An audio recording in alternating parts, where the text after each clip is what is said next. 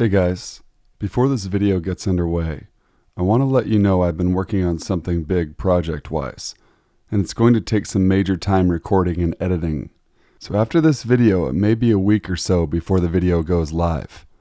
I know you guys will enjoy the story I'm working on. It is a beast for sure, and I have recorded about 20% of it already, and it's been a total trip.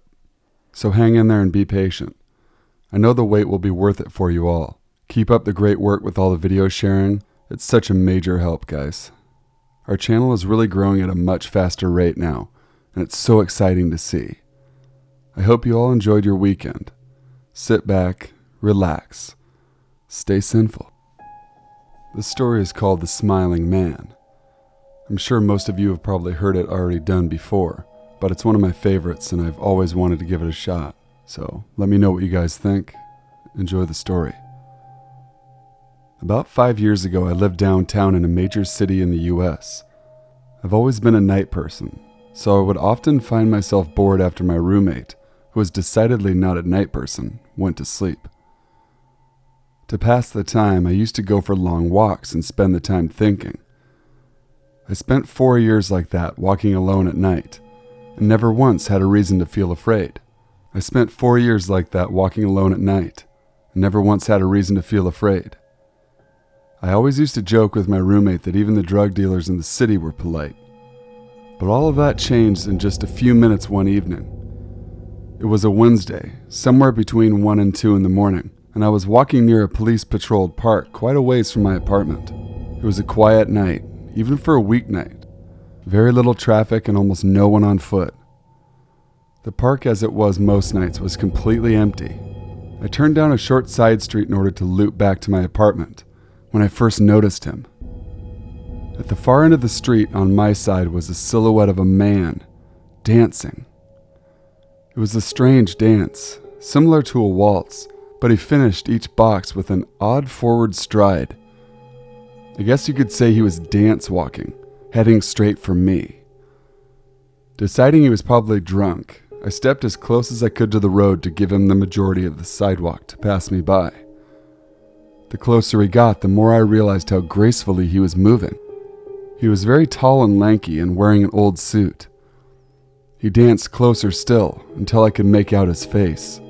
His eyes were open wide and wild, head tilted back slightly, looking off at the sky. His mouth was formed in a painfully wide cartoon of a smile.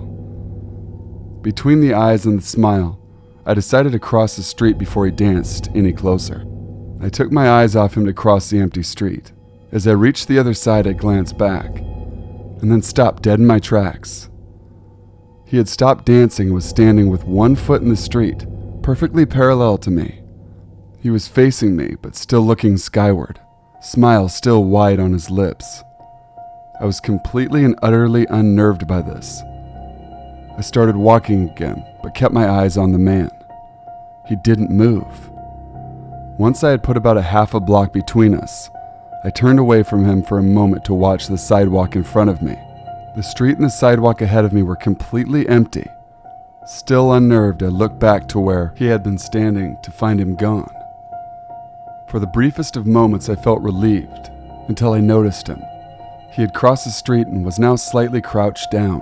I couldn't tell for sure due to the distance and the shadows, but I was certain he was facing me. I had looked away from him for no more than 10 seconds, so it was clear that he had moved fast.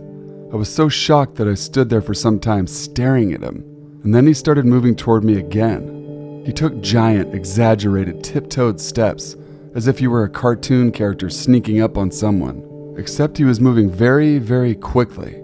I'd like to say at this point I ran away or pulled out my pepper spray or my cell phone or anything at all, but I didn't. I just stood there completely frozen as the smiling man crept toward me, and then he stopped again, about a car length away from me, still smiling his smile, still looking to the sky.